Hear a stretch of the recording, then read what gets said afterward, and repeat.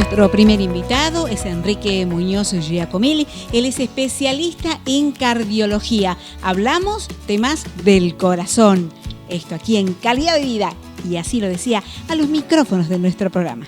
Un infarto es la consecuencia en el corazón o en cualquier tejido, puede ser en cualquier órgano, la interrupción de la irrigación, del aporte sanguíneo, de la llegada de sangre. Lo puede provocar la obstrucción de un vaso por una placa de ateroma o lo puede provocar cualquier situación que impida la correcta llegada de sangre a un tejido. Esto puede ocurrir en el corazón, puede ocurrir en el cerebro, distintos órganos. Por supuesto que uno lo asocia mucho más con el corazón, ¿no es cierto? Existen, digamos, los ACV, que son infartos cerebrales, y el infarto agudo de miocardio, que, bueno, como ya te dije, es la consecuencia de la interrupción y consecuente muerte del tejido de un grupo de células que, bueno, varía en cuanto a la extensión. Digamos, hay infartos que son pequeños, hay infartos que son medianos y hay infartos que son grandes. Las personas más propensas a sufrir infartos son aquellas que tienen mayor cantidad de factores de riesgo cardiovascular. Por ende, al tener más factores de riesgo cardiovascular, tienen mayor enfermedad coronaria, y esto obviamente los hace más propensos a tener infarto agudo de miocardio. Las enfermedades cardiovasculares, término que engloba a infarto agudo de miocardio, ACV e insuficiencia cardíaca, son tres enfermedades prevenibles en tanto y en cuanto se actúe a tiempo sobre los factores de riesgo cardiovascular y de esa manera se disminuyan notablemente las chances de sufrir cualquiera de estos tres eventos, ¿no? Los signos de alarma de un infarto son el dolor opresivo en el centro del pecho. A veces se puede irradiar a la mandíbula, al hombro izquierdo, al brazo izquierdo, la falta de aire, la sudoración profusa, la transpiración y palidez súbita.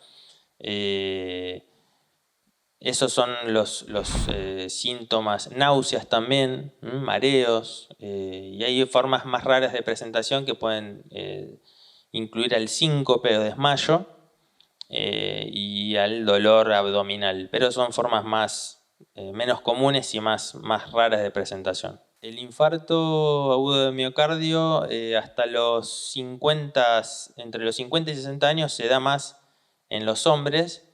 Luego a los 60 años se iguala. Esto tiene que ver con la protección que los estrógenos le dan a la mujer sobre el sistema cardiovascular. Y digamos que después de los 70 años ya hay una paridad, o sea, es tan frecuente en hombres como mujeres.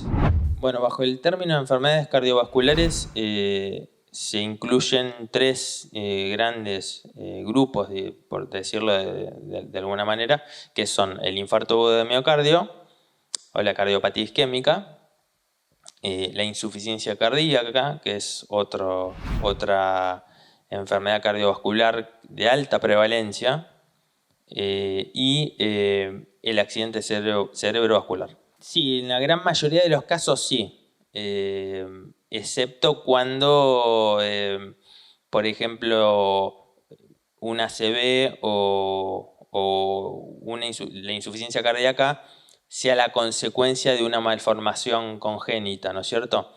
En esos casos sí se puede prevenir. Perdón, en esos casos no se puede prevenir. Si la insuficiencia cardíaca es a raíz de una enfermedad del músculo cardíaco, por una enfermedad de base genética o una malformación congénita, no se puede prevenir. En cambio, bueno, el infarto agudo de miocardio por enfermedad coronaria sí se puede prevenir. Palpitaciones se le llama a la percepción del latido cardíaco propio. En la mayoría de los casos no necesariamente implica un síntoma.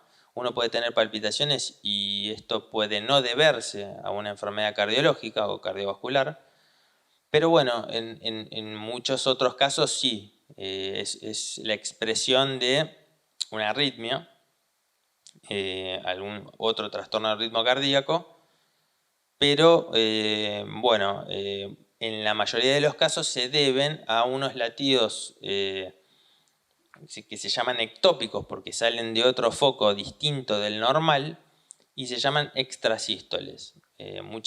Son muy comunes las extrasístoles, es una consulta muy habitual en consultorio, pero per se no implican que necesariamente haya una enfermedad.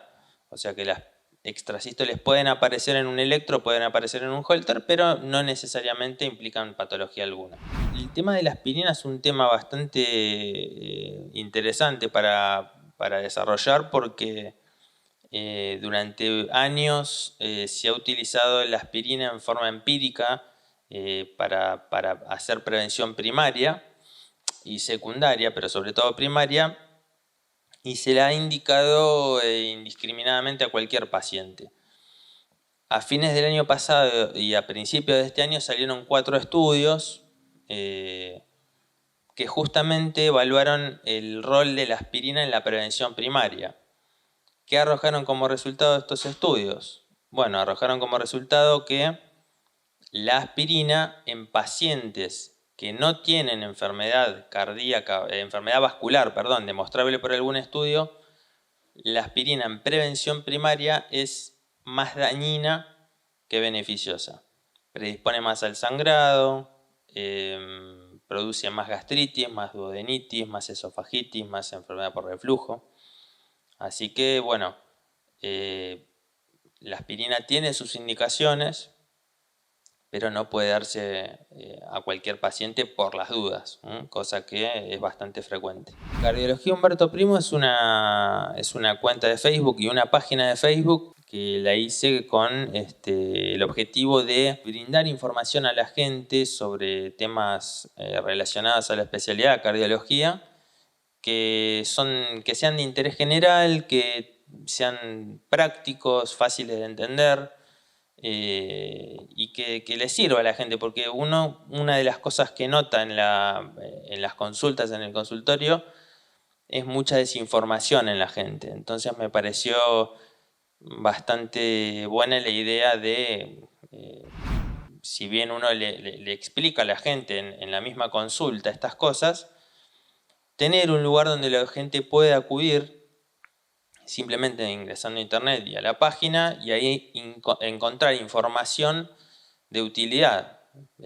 Así que está teniendo buena aceptación, gracias a Dios, y la gente lo agradece en persona y por la misma página. Bueno, Alejandra, como siempre es un gusto estar en tu programa, y bueno, te mando un saludo, y en cualquier momento vuelvo a aparecer.